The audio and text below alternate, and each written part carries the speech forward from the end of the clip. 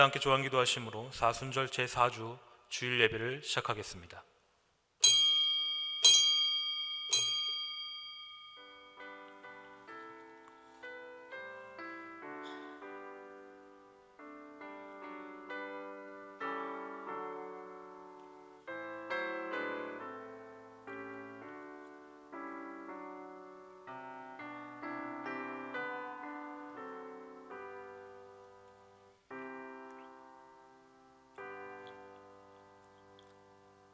너희가 전에는 어둠이더니 이제는 주 안에서 빛이라. 빛의 자녀들처럼 행하라. 빛의 열매는 모든 착함과 의로움과 진실함에 있느니라. 아멘. 우리에게 오늘도 이 예배의 자리를 허락하여 주시니 감사드립니다. 오늘 드린 예배 가운데 나라와 민족을 위해서 기도할 수 있도록 인도하여 주시옵고, 각 가정의 처소가 예배의 자리가 될 수 있도록 인도하여 주시옵소서. 함께 하실 줄 믿사옵고 예수님의 이름으로 기도합니다. 아멘.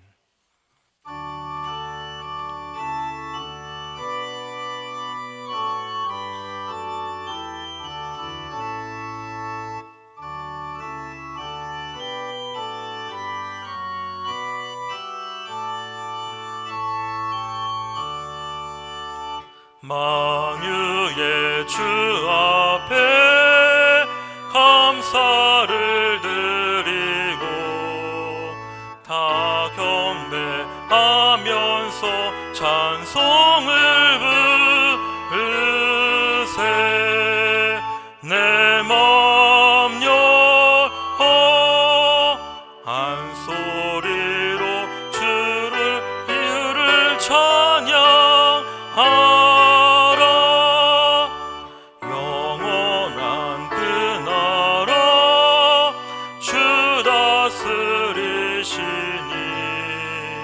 생명의 열쇠는 주님의 것이라.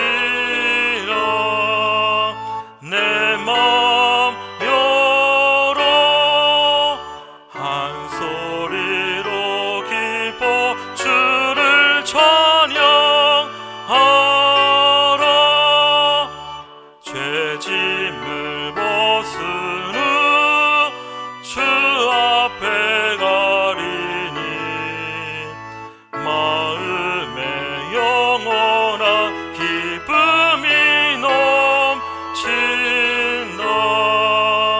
내 맘 열어 한 소리로 기뻐 주를 찬양하라.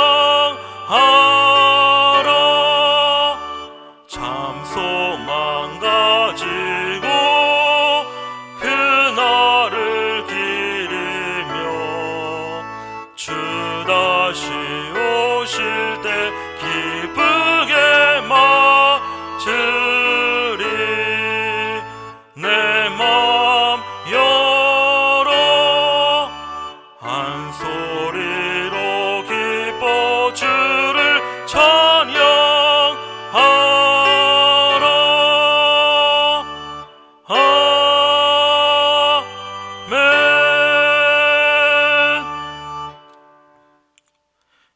여호와를 자기 하나님으로 삼은 나라 곧 하나님의 기업으로 선택된 백성은 복이 있도다.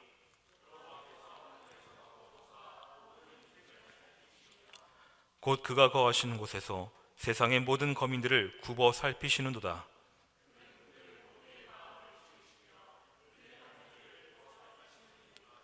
많은 군대로 구원 얻은 왕이 없으며 용사가 힘이 세어도 스스로 구원하지 못하는도다.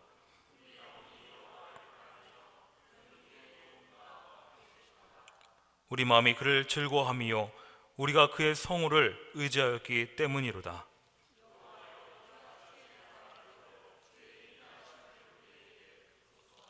아멘. 전능하사 천지를 만드신 하나님 아버지를 내가 믿사오며 그 외아들 우리 주 예수 그리스도를 믿사오니 이는 성령으로 잉태하사 동정녀 마리아에게 나시고 본디오 빌라도에게 고난을 받으사 십자가에 못 박혀 죽으시고 장사한 지 사흘 만에 죽은 자 가운데서 다시 살아나시며 하늘에 오르사 전능하신 하나님 우편에 앉아 계시다가 저로서 산 자와 죽은 자를 심판하러 오시리라. 성령을 믿사오며 거룩한 공예와 성도가 서로 교통하는 것과 죄를 사하여 주시는 것과 몸이 다시 사는 것과 영원히 사는 것을 믿사옵나이다. 아멘.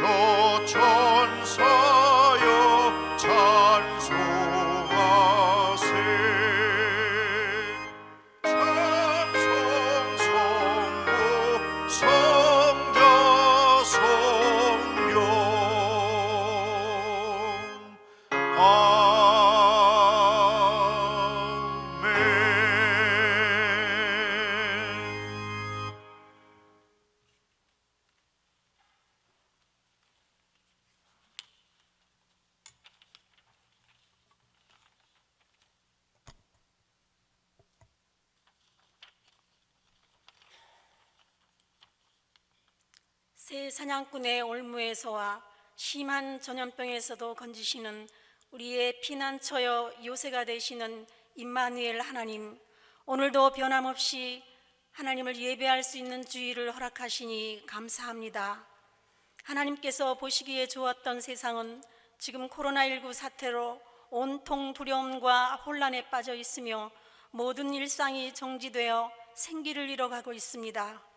미세하지만 전파력이 강한 코로나 바이러스를 통하여 그동안 우리들이 얼마나 하나님을 멀리하고 탐욕과 무절제한 삶을 살았었는지, 또 우리가 누렸던 한없이 베풀어 주신 하나님의 그 크신 사랑을 얼마나 당연하게 여기며 살았었는지를 이제야 깨닫습니다.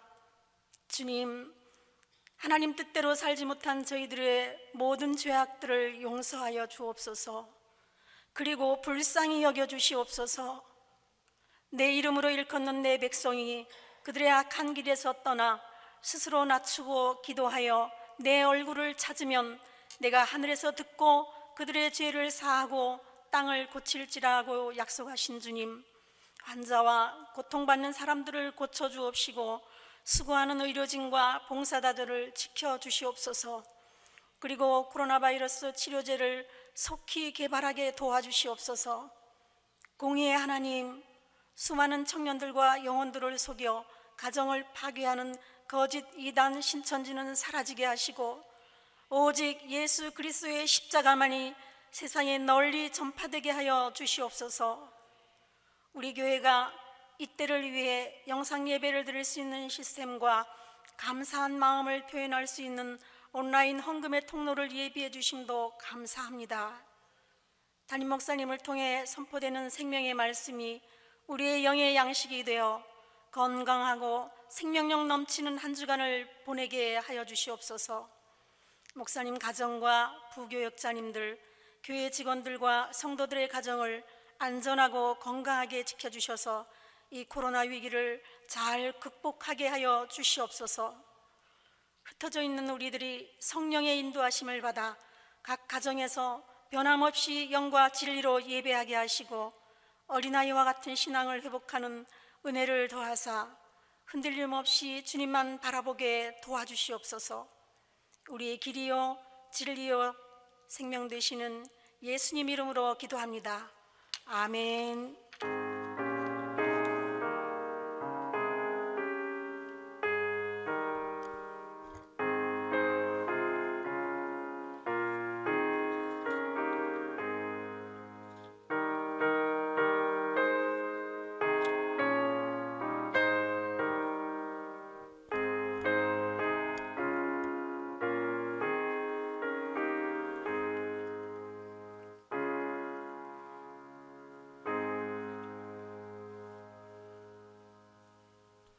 오늘 우리에게 주신 하나님 말씀은 열왕기하 22장 3절부터 13절까지 말씀입니다. 봉독해 드리겠습니다. 요시야 왕 18째 해에 왕이 무슬람의 손자 아살리아의 아들 서기관 사반을 여호와의 성전에 보내며 이르되, 너는 대제사장 hil기야에게 올라가서 백성이 여호와의 성전에 드린 은 곧 문지킨 자가 수납한 은을 계산하여 여호와의 성전을 맡은 감독자의 손에 넘겨 그들이 여호와의 성전에 있는 작업자에게 주어 성전에 부서진 것을 수리하게 하되 곧 목수와 건축자와 미장이에게 주게 하고 또 제목과 다듬은 돌을 사서 그 성전을 수리하게 하라. 그러나 그들의 손에 맡긴 은은 회개하지 말지니 이는 그들이 진실하게 행함이니라. 대제사장 hil기야가 서기관 사반에게 이르되 내가 여호와의 성전에서 율법책을 발견하였노라 하고 hil기야가 그 책을 사반에게 주니 사반이 읽으니라. 서기관 사반이 왕에게 돌아가서 보고하여 이르되 왕의 신복들이 성전에서 찾아낸 돈을 쏟아 여호와의 성전을 맡은 감독자의 손에 맡겼나이다 하고 또 서기관 사반이 왕에게 말하여 이르되 제사장 hil기야가 내게 책을 주더이다 하고 사반이 왕의 앞에서 읽으매 왕이 율법책의 말을 듣자 곧 그의 옷을 찢으니라. 왕이 제사장 hil기야와 사반의 아들 아히감과 미가의 아들 악볼과 서기관 사반과 왕의 시종 아사야에게 명령하여 이르되 너희는 가서 나의 백성과 온 유다를 위하여 이 발견한 책의 말씀에 대하여 여호와께 물으라. 우리 조상들이 이 책을 말씀을 듣지 아니하며 이 책에 우리를 위하여 기록된 모든 것을 행하지 아니하였으므로 여호와께서 우리에게 내리신 진노가 크도다. 아멘. 사랑과 은혜가 풍성하신 아버지 하나님, 오늘도 복된 주일에 가족들이 함께 모여 영상 주일 예배를 드리게 하신 것 감사합니다. 은혜 넘치는 시간 되게 하시며 하나님이 부어주실 그 복과 은혜를 사모하며 새 힘을 내는 복된 시간이 되도록 인도하여 주옵소서. 우리 교회의 성령의 역사가 충만하게 도와주시고 가정마다 하나님의 평강이 넘치게 하여 주셔서 그리스도인 된 자부심과 긍지와 사명이 온전히 이루어지게 도와주옵소서. 오늘도 부족한 종을 말씀의 도구로 세우셨사오니 우리 모두 말씀에 집중하게 도와주시고 은혜 받는 일에 한마음 한뜻 되게 하여 주옵소서. 함께 하실 것을 믿고 예수님의 거룩하신 이름으로 기도하옵나이다. 아멘. 할렐루야. 하나님의 은총과 평화가 사랑하는 여러분들과 함께 하시기를 바랍니다. 우리 옆자리 형제자매들과 평화의 인사를 나누시기 바랍니다. 다시 한번 인사합시다. 집사님, 권사님, 장로님 보고 싶어요. 인사합시다. 하나님이 우리의 마음을 기억하셔서 속히 예배의 자리가 다시 열리게 될 것을 믿습니다. 우리가 만난 지 벌써 한 달이 되는 것 같아요. 영상 예배로 4주째인데 이제 그 때가 다 됐으리라 생각합니다. 하나님의 성령의 역사가 온 세상에 임하셔서 이 어려움이 속히 지나가고 우리 춤추는 것과 같은 그런 신앙생활, 사회생활이 열리게 되기를 주님의 이름으로 축원합니다. 이스라엘 역사에는요 수많은 왕들이 있었습니다. 사울 왕부터 BC 587년 그 나라가 망할 때까지 남북 왕조에 한 40여 명 정도의 왕이 있었습니다. 그런데 이 왕들이 대부분 여호와 보시기에 악을 행한 왕이었습니다. 그 백성들이 처음에 왕을 세워달라고 요구했을 때 사무엘 선지자가 반대했던 이유도 이렇게 타락해서 여호와 앞에 악을 행하는 그런 왕들의 모습을 생각했기 때문입니다. 다르지 않았습니다. 통일 왕국은 오래가지 못했어요. 솔로몬 왕 때 와가지고 그 솔로몬의 실정과 타락이 원인이 되어가지고 그 나라가 분단되었죠. 분단된 나라도 제대로 된 지도자가 나오지를 않았어요. 남북 왕조들이 서로 싸울 뿐만 아니라 경쟁하는 가운데 앞다퉈서 하나님 여호와의 그 마음을 아프게 하는 악을 행하는 그런 왕들이 너무 많았어요. 여로보암부터 그런 왕이었습니다. 우상 숭배에 빠져가지고 그 백성들을 잘못된 길로 이끌었던 그런 타락한 왕으로서의 모습을 보여주고 말았습니다. 200년이 지난 다음에 북이스라엘은 외세의 침략을 막을 힘이 없었습니다. 이 북이스라엘의 20명의 왕들 가운데 7명은 암살당하는 하나님의 심판을 받았어요. 이들은 모두 하나님 여호와의 뜻을 따르지 않고 가증한 행위들을 했어요. 우상 숭배에 빠졌습니다. 그 결과 나라가 멸망할 수밖에 없는 그런 길로 가게 되었습니다. 남유다도 형편은 마찬가지였습니다. 19명의 왕들이 있었지만 반이 넘는 왕들이 모두 다 여호와 보시기에 악을 행한 왕이었습니다. 8명만 선한 왕으로 기록이 되어 있는데 그 중에서도 우리가 기억을 해야 될 왕 4사람이 있습니다. 아사와 여호사밧과 히스기야와 요시야 왕이 4사람인데 이들은 유다의 종교를 개혁한 그런 왕으로 역사에 기록되고 있습니다. 우리가 오늘 읽은 이 본문을 통해서 보아야 될 왕이 누군가 하면 요시야 왕입니다. 요시야 왕은 8살의 왕이 되었습니다. 철부지죠. 뭘 알겠습니까? 그가 왕으로서의 리더십을 훈련받았겠습니까? 8살이니까 수많은 그 정치 세력들이 섭정을 했을 거예요. 그렇게 8살의 왕이 되어가지고 31년 동안 이 남유다를 다스렸는데 성경은 이 사람에 대해서 어떻게 기록을 하고 있냐면 여호와 보시기에 정직하게 행했다라고 말씀합니다. 할렐루야. 여호와 보시기에 정직하게 행했고 다윗의 길로 행했고 좌우로 치우치지 않는 왕의 역할을 했어요. 그런데 이 요시야에게 관심이 있었던 것이 무엇인가 하면 성전을 수리해내는 일이었습니다. 성전 수리 공사를 지시했는데 그 성전 수리 공사를 하다가 율법책을 발견하게 됩니다. 이 율법책을 제사장 hil기야가 서기관 사반에게 주었는데 그것을 읽었어요. 읽고 보니까 이 말씀이 예사로운 말씀이 아닌 거예요. 사반이 hil기야로부터 받은 이 율법책을 들고 왕 앞에 나가가지고 읽었습니다. 놀라운 일이 벌어졌습니다. 요시야가 그 말씀을 듣고 자기 자신이 하나님 말씀으로부터 멀리 떨어져 있는 자신을 발견하고 옷을 찢으며 회개하는 역사가 일어났습니다.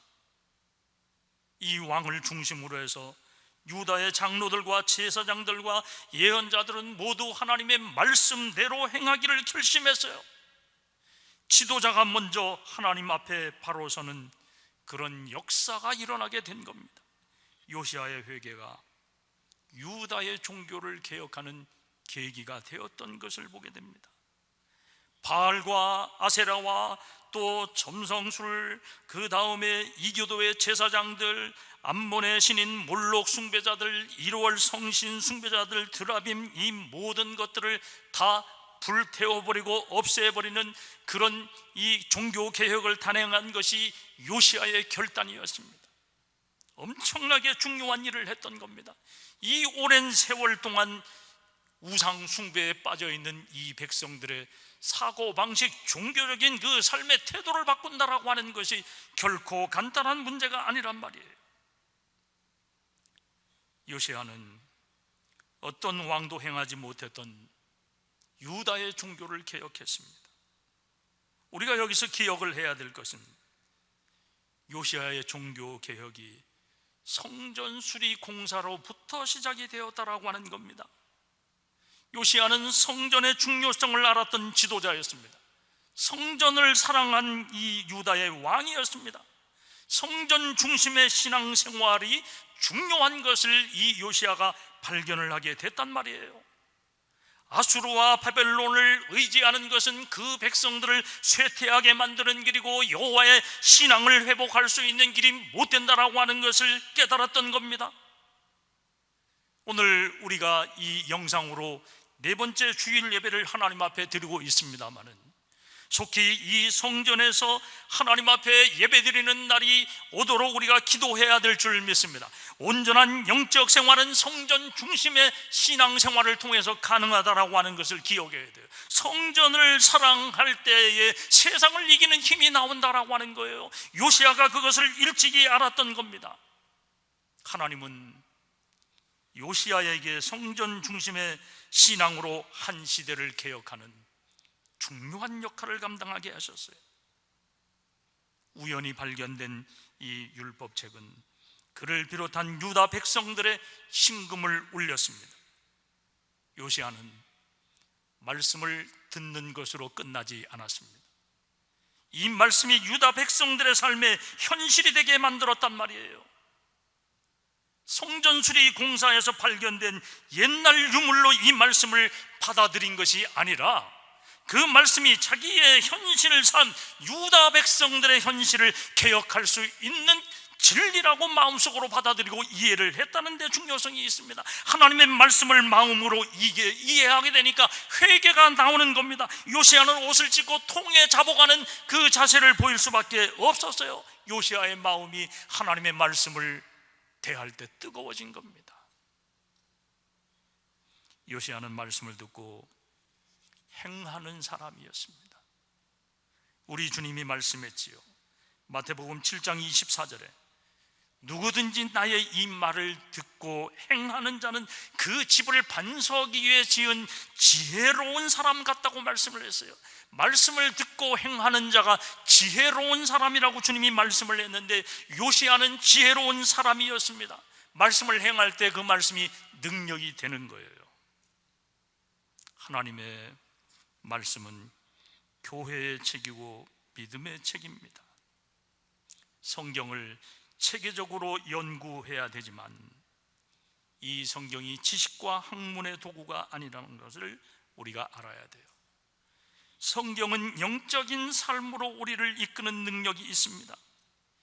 인생의 근본이 무엇인지 가르쳐주는 것이 성경이에요.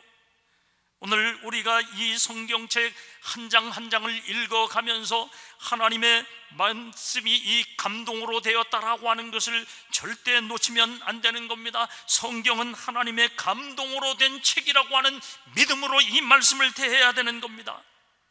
그랬을 때 이 말씀을 읽는 사람의 마음이 뜨거워지게 되는 거예요.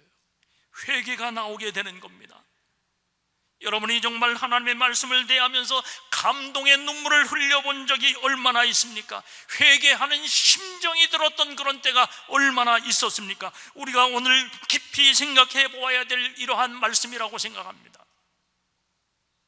요시야처럼 마음을 찢고 옷을 찢는 역사가 하나님의 말씀을 대할 때 나와야 된다는 겁니다. 성경에서 우리 인생을 주관하시는 하나님을 만나야 합니다. 성경을 통해서 하나님을 만나고 은혜를 체험하는 삶이 되어야 된다는 겁니다. 하나님의 말씀을 읽다가 내가 죄인이라고 하는 것을 깨달아야 되는 거예요.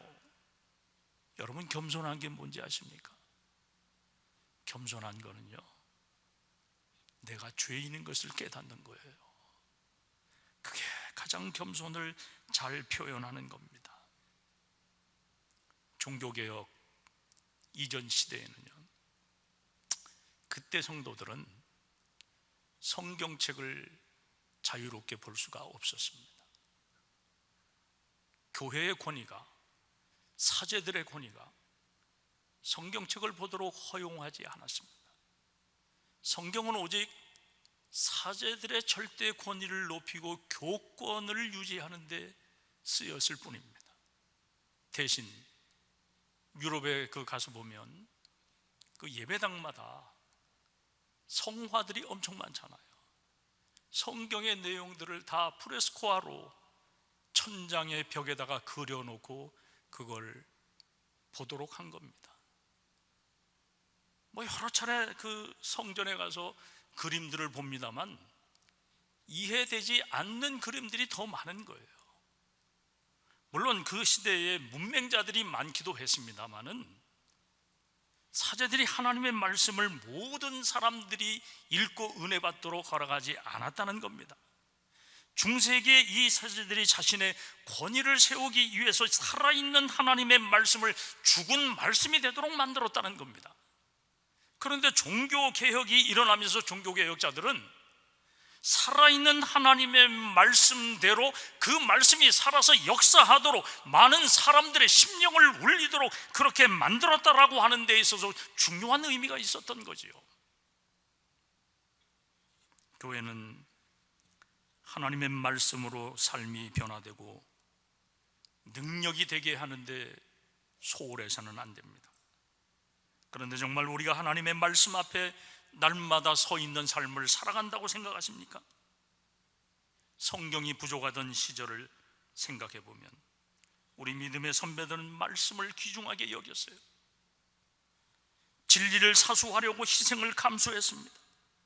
지금도 세계 각처에서 신앙의 자유가 없는 사람들은 하나님 말씀 한 구절 한 구절이 너무도 귀합니다. 그 말씀을 지키기 위해서 고난을 당합니다. 성경이 없는 사람들은 손으로 써서라도 그 말씀을 지켜가려고 해요. 정말 우리가 이 성경이 많은 시대를 살아가면서 성경의 귀중함을 얼마나, 말씀의 가치를 얼마나, 말씀의 능력을 얼마나 믿고 살아가고 있는가 질문해 보지 않을 수 없습니다. 한국교회도 성경이 귀했던 시절이 있었습니다마는 요즘 예배당에 돌아다니는 성경책이 얼마나 많은지 몰라요. 휴대폰으로도 얼마든지 하나님의 말씀을 대할 수가 있습니다. 그래서 그런지 말씀의 귀중함을 모릅니다. 말씀에 박해가 없어 귀중함을 모르는 그런 이유도 있을 것입니다. 저는 개인적으로 스크린을 통해 가지고 성경 말씀을 제공하고 찬송가를 제공하는 그런 그 서비스를 그렇게 좋게 생각하지 않습니다. 예배당에 비치해 놓은 성경책이 많이 있다라고 하는 것, 그것도 그렇게 바람직한 건 아니라고 생각을 합니다. 새 가족들에게 성경책을 사서 선물하는 것도 좋은 서비스는 아니라고 생각을 합니다. 온갖 이런 편리한 서비스가 말씀의 가치를 떨어뜨리는 원인이 된다라고 하는 그런 생각이 들 때가 한두 번이 아니에요. 성경이 세상 모든 책 중에서 가장 많이 출판된 책이라고 해요. 베스트셀러라는 거죠. 그런데 이 베스트셀러가 되려고 할 것 같으면 독자들의 반응이 좋아가지고 많이 읽혀져야 합니다. 방치된 성경책을 두고 출판만 계속하는 것은요, 이건 종이를 낭비하는 일일 뿐입니다. 성경책을 잘 분류해서 읽기 좋도록 만들어도 읽지 않으면 베스트셀러가 아니라는 겁니다. 읽지 않으면 성경은 살아있는 하나님의 말씀이 아니라 죽은 말씀이 되는 겁니다. 하나님의 말씀인 성경을 누구나 읽을 수 있고 그 읽은 말씀이 우리에게 은혜가 될 때 그 말씀은 살아있는 말씀이 되는 것이고 베스트셀러로 우리들이 인정할 수가 있는 겁니다. 성경을 자유롭게 읽을 수 있게 됐다라고 하는 것은 감사할 일이에요. 이 성경을 대하면서 우리가 은혜를 받아야 됩니다. 우리 소중함을 얘기할 때 이런 말을 해요. 있을 때 잘하라고. 많이 쓰는 말이죠. 있을 때 잘하라는 거예요. 무슨 뜻일까요? 지나가고 난 다음에 그것이 내 삶의 현실에서 사라지고 난 다음에 그때 아무리 후회해봐야 소용이 없다는 겁니다. 그때 그 가치를 귀중하게 여겨도 소용이 없다는 겁니다. 따라서 성경 말씀을 읽을 수 있는 건강과 밝은 눈이 있을 때 하나님의 말씀을 우리들이 열심히 보아야 된다는 겁니다. 건강해서 나에게 하나님이 재물을 주실 때 그 재물로 하나님의 교회를 향해서 하나님의 영광을 위해서 선교를 위해서 물질이 쓰여져야 의미가 있는 거라는 거예요. 지나가고 난 다음에 그 모든 것들이 나를 떠나가고 난 다음에는 의미가 없는 일이라는 겁니다. 우리에게 그 기회가 오기도 전에, 그 자리에 가 서기도 전에 있을 때 잘하라고 하는 거나 말씀만 생각나는 그런 우리들의 삶의 현실은 아닌지 모르겠습니다. 여러분의 성경책은 자녀들에게 신앙 유산이 되도록 해야 됩니다. 언젠가 여러분의 자녀들이 여러분이 읽고 느꼈던 그 은혜가 담겨 있는 그 성경책을 바라볼 때 우리 부모님들이 인생의 바른 길을 걸어가기 위해서 이 말씀에서 힘을 얻고 지혜를 얻고 능력을 얻었지, 이런 이야기, 그런 생각을 할 수 있어야 되리라 생각합니다. 이런 측면에서 저는 199장 찬송 1절을 다 함께 불러보고 싶은 그러한 마음이 들었습니다. 반주할까요? 네.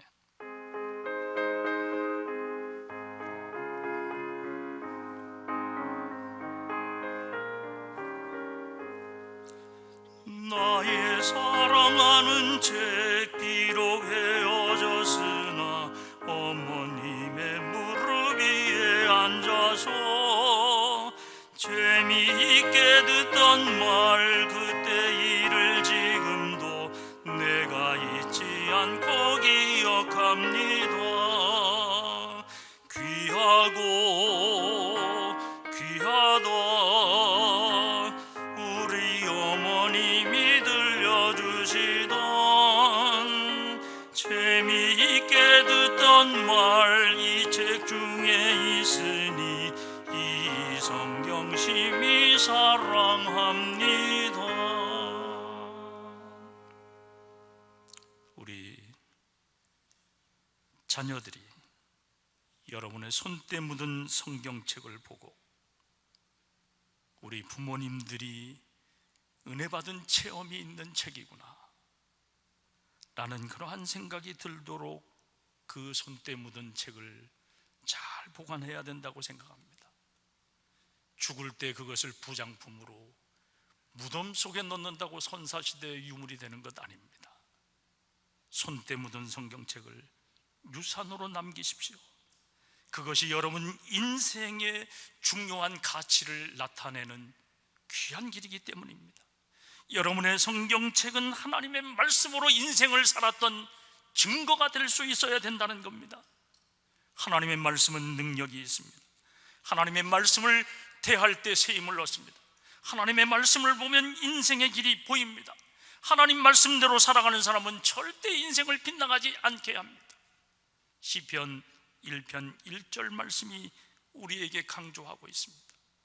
여호와의 말씀을 즐거워하고 묵상하는 자가 복이 있는 사람이라고 말합니다. 그는 죄를 멀리합니다. 오만한 자들의 자리에 앉지 않습니다. 말씀을 사모하며 말씀대로 사는 사람은 시냇가에 심은 나무처럼 살아요. 그래서 늘 삶이 푸릅니다. 열매가 많을 수밖에 없습니다. 그런 것처럼 하나님 말씀대로 사는 사람이 인생을 복되고 형통하게 산다는 거예요. 말씀의 사람은 곤고하고 메마르지 않습니다. 말씀의 사람이 되어야 온유하고 말씀의 사람이 되어야 풍성한 삶을 살아갈 수 있습니다. 우리 인생을 살아가는 데는 누구나 다 무거운 짐이 있어요. 누구나 다 공통되게 세 가지 무거운 짐이 있다고 생각을 합니다. 첫 번째는 죄의 문제입니다. 두 번째는 고통의 문제입니다. 세 번째는 죽음의 문제입니다.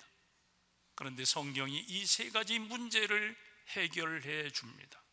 먼저 죄의 문제는 우리가 용서하시는 하나님을 만나게 되면 죄의 문제가 해결이 돼요. 용서하시는 하나님, 예수 그리스도를 이 땅에 보내셔서 우리의 죄를 용서하시는 하나님, 그 하나님을 성경을 통해서 만나는 겁니다. 하나님을 통해서 예수 그리스도를 만난 사람마다 죄에서 자유한 줄 믿습니다. 우리가 살아가면서 당하는 고통이 얼마나 많습니까? 이 고통을 치료하는 방법은 하나님의 사랑을 느끼는 길밖에 없습니다. 세상에서 느낄 수 없는 이 하나님의 사랑을 체험할 때 우리 고통이 해결된다는 것을 기억하세요. 죽음의 문제도 마찬가지입니다. 사람은 이 죽음의 문제를 아무도 해결하지 못합니다. 그래서 죽음의 문제 앞에 설 때 두려운 거예요. 그런데 죽음의 문제에 대해서 영원한 생명을 약속하시는 예수 그리스도의 계시 안에서 우리가 이 문제를 해결할 수 있단 말이에요. 요한복음 14장 27절에 말씀합니다. 내가 온 것은 생명을 얻고 더 얻어서 풍성하게 하려 함이라고 말씀했어요. 이 말씀 믿고 인생을 풍성하게 살아갈 수 있게 되기를 바랍니다. 풍성한 인생은 하나님의 말씀 앞에 있다라고 하는 거예요. 한국 교회의 부흥과 성장 이야기를 좀 하지요. 한국 교회의 부흥과 성장은 말씀에 기초한 부흥과 성장이 아니었습니다. 안타까운 일입니다. 그럼 뭐 때문에 한국 교회가 부흥했는가? 기복 신앙 때문에 한국 교회가 부흥했습니다. 그렇게 되다가 보니까 늘 한국 교회의 질적 성숙의 문제가 계속 나오는 거예요. 성숙하지 못한 교회가 성숙하지 못한 행동을 할 수밖에 없는 이유들을 사람들이 약점으로 지금 이야기를 하고 있는 겁니다. 오늘 우리가 기억을 해야 될 것은 하나님의 말씀이 없으면 성숙할 수 없을 뿐만 아니라 그 삶이 무기력하다라고 하는 거예요. 우리 성도들이 하나님의 말씀이 없으면 무기력한 성도가 될 것이고, 교회가 하나님의 말씀이 없으면 무기력한 교회가 된다는 겁니다. 사명이 무엇인지, 역할이 무엇인지 그것을 분명하게 알지 못한다는 거예요. 따라서 우리가 오늘 하나님의 말씀에 반석 위에 서야 되는 분명한 이유와 그 사명이 있어야 된다라고 하는 것을 기억하는 여러분 되시길 주님의 이름으로 축원합니다. 우리 교회 성도들은 말씀을 배우고 말씀을 지키는 일에 앞장서야 됩니다. 이것이 교회가 해야 될 중요한 일이에요. 이런 측면에서 우리는 모두 말씀의 전문가가 되어야 되는데요, 얼마나 우리가 성경을 오해하고 잘못 읽는지 몰라요. 왜 오해하고 잘못 읽나 하면, 성경은요, 제가 읽고 공부한 성경은 그렇습니다. 성경을 들여다보면 정치와 경제와 역사와 사회와 문화, 사람이 살아가면서 나타나는 모든 현상들을 다 이야기하는 것이 성경이에요. 그럼에도 불구하고 우리가 이 성경에 대해서 잘못 적용하고 잘못 이해하고 이야기하지 않아야 될 그러한 부분을 자꾸 말하는 그러한 이 왜곡된 모습들을 너무 많이 나타낸다는 거예요. 깨어있는 기독교가 되어야 됩니다. 선지자의 사명을 감당하는 기독교가 되어야 된다는 겁니다. 정말 하나님의 말씀으로 비전을 보아야 돼요. 성경을 통해서 정치 이야기를 하는 것은 무엇 때문에 정치 이야기를 하는 겁니까? 정치를 하기 위해서 정치 이야기를 하는 것이 아니에요. 성경에 나오는 이 사람들이 보여줬던 바 그 삶의 모습, 그것이 오늘의 삶에 다시 재현되는 것인데, 올바르게 재현이 되느냐 되지 못하느냐라고 하는 문제를 우리가 이 성경을 통해서 보자라고 하는 겁니다. 요시야가 오늘 종교개혁한 것도 이 사람의 정치 이야기인 거예요. 이 정치 이야기를 통해서 그 유다라고 하는 나라를 이끌어가는 그 모습을 우리가 오늘 이 말씀에서 발견해야 된다는 거예요. 사악한 신천지 사탄들을 보십시오. 이 사악한 집단들이요, 자기들이 꾸며낸 이야기입니다. 거짓말입니다. 이 거짓말로 24만 명이라고 하는 수많은 사람들을 불러 모았어요. 그런데 지금도 복음방과 그 센터라고 하는 데서 교육받고 있는 6만 명의 사람들은 신천지 명단에 집어넣지 않는다는 거예요. 누구만 집어넣느냐 하면 이 사람들 가운데 교육을 잘 받아가지고 그 사람들 말에 의하면 그래요, 우수한 시험 성적을 거둔 사람들만 이 24만 명을 끌어모은 거예요. 우리 각성해야 된다고 생각을 합니다. 철저하게 교육시켜서 자신들이 요구하고 있는 그 어떤 반열에 오른 사람들만 신천지 명단에 집어넣는다는 거 아니겠어요? 모략이라고 하는 교리가 있대요. 요즘 저도 이 신천지 이야기를 자꾸 들어보니까 이런 걸 이제 알게 되었는데, 모략이라고 하는 교리가 있는데, 거짓말, 거짓 행위를 통해서라도 어떻게든 사람들을 불러 모으는 것, 그것이 신천지의 중요한 포교 방법이라는 겁니다. 그렇게 하도록 교육을 시킨다는 거예요. 이제 우리가 자다가 깰 때라고 하는 것을 기억하십시오. 하나님의 말씀으로 세상을 보아야 됩니다. 하나님의 말씀으로 세상을 보기 위해서는 말씀을 듣고 깨닫고 배워야 될 줄 압니다. 경청하고 사모하고 연구해야 돼요. 이 코로나 바이러스 속히 지나가기를 모든 사람들이 다 열망하고 두려워하는 마음으로 어떻게 될 건가 지금 지켜보고 기다리고 있어요. 그런데 우리가 정말 보아야 될 것이 무엇입니까? 코로나 사태를 통해 가지고 참과 거짓이 드러나고 있다라고 하는 것을 보아야 돼요. 이 어려운 시대에 충성하는 사람과 헌신하는 사람이 드러납니다. 세상을 향한 교회의 역할과 사명이 무엇인지 지금 드러나고 있어요. 하나님의 성전을 사랑하는 사람과 그렇지 않은 사람이 드러나고 있고요, 말씀대로 사는 사람과 그렇지 않은 사람이 드러나고 있습니다. 십자가 신앙을 중요하게 여기는 사람과 안락한 삶을 소원하는 사람들이 분별되고 있다라고 하는 겁니다. 중요한 분수령이 지금 우리 시대에 펼쳐지고 있다는 겁니다. 우리는 중세 시대를 살아가는 사람들이 아닙니다.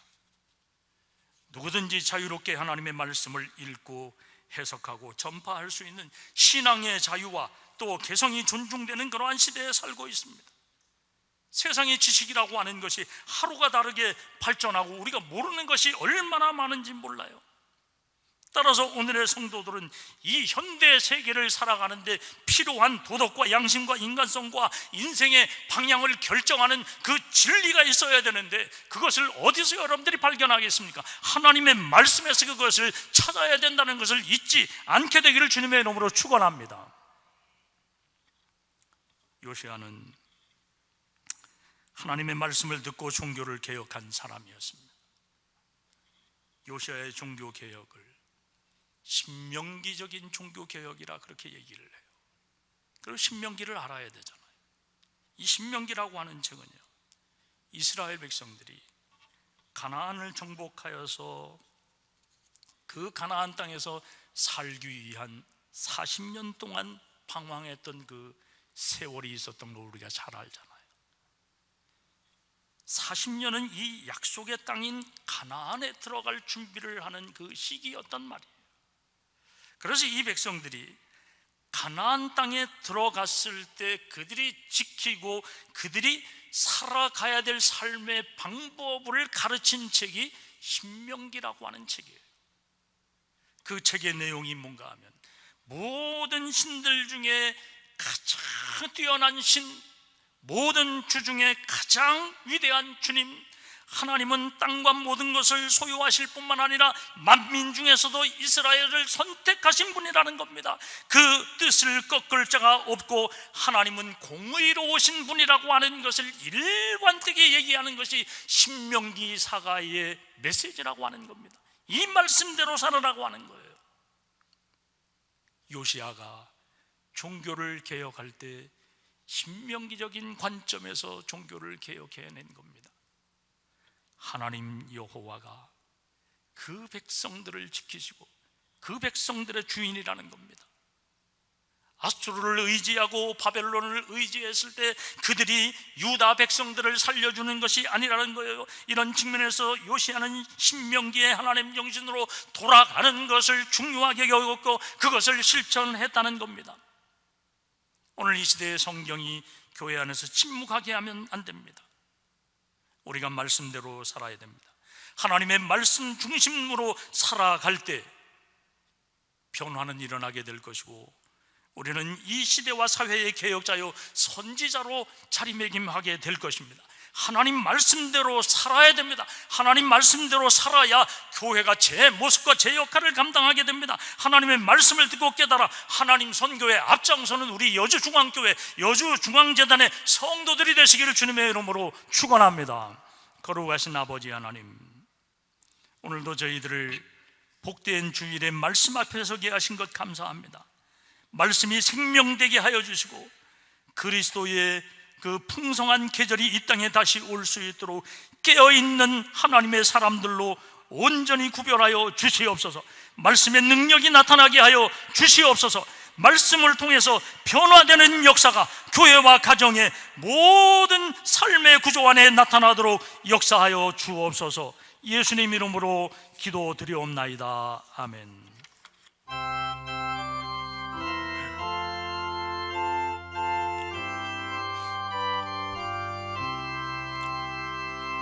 주 예수 그 사랑을 말해 주시오. 나 항상 듣던 말씀 또 들려주시오. 좁지 않는 정부 주 예수 계신 곳 나 밝히 알아듣게 또 들려주시오. 나 항상 듣던 말씀 나 항상 듣던 말씀 주 예수 크신 사랑 또 들려주시오. 아침에 있을 방을 씻어라 짐같이 내 기억 부족하여 늘 잊기 쉬우니 잘 알아듣기 쉽게 늘 말해주시오. 날 구속하신 사랑 또 들려주시오. 나 항상 듣던 말씀 나 항상 듣던 말씀 주 예수 크신 사랑 또 들려주시오.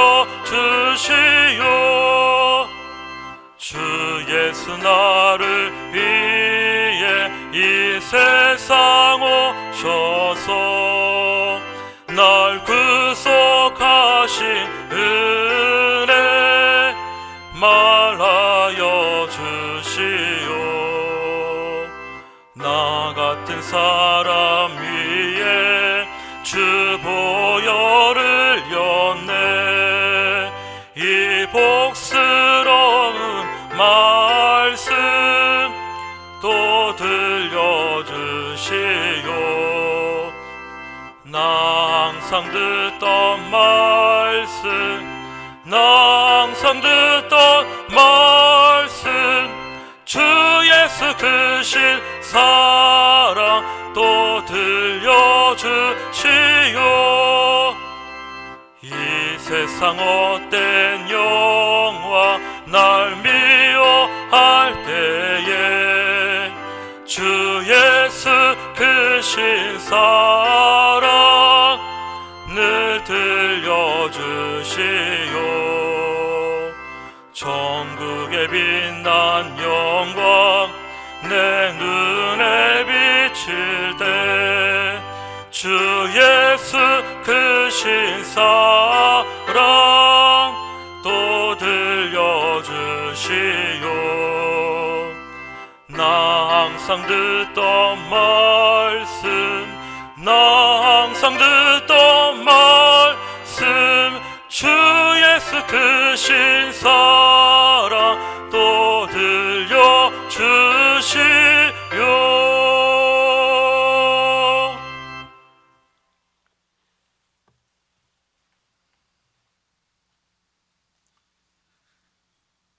오늘도 저희들에게 풍성한 은혜와 사랑으로 이끄시는 하나님을 의지하며 귀한 물질을 성별하여 드리나이다.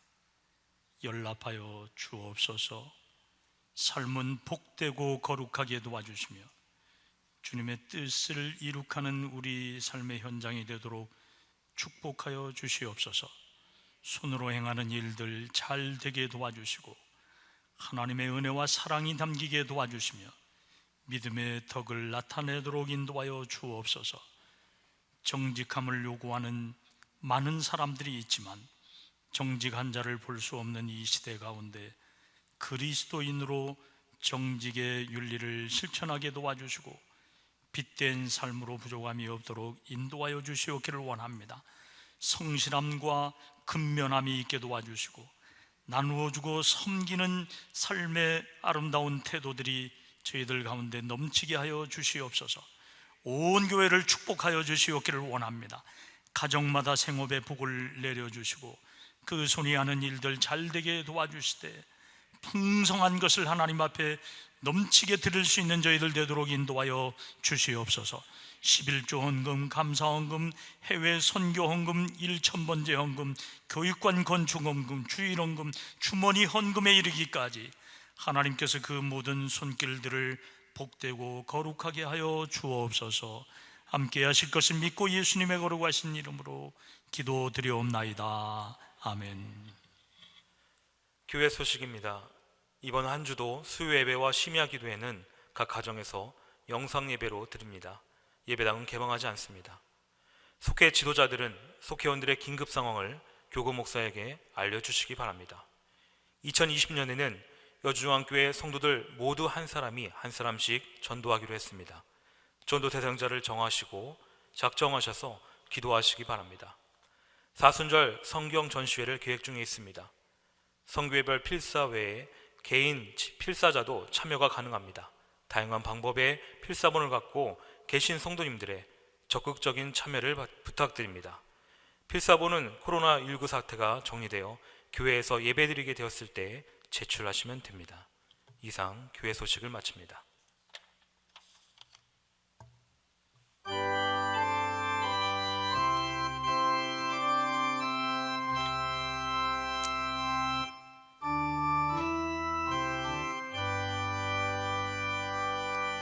주 함께 하소서.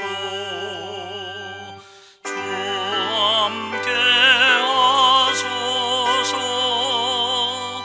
성전을 떠나가기 전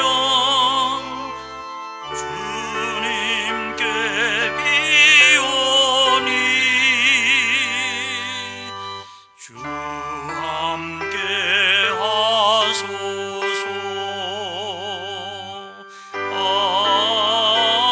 아멘.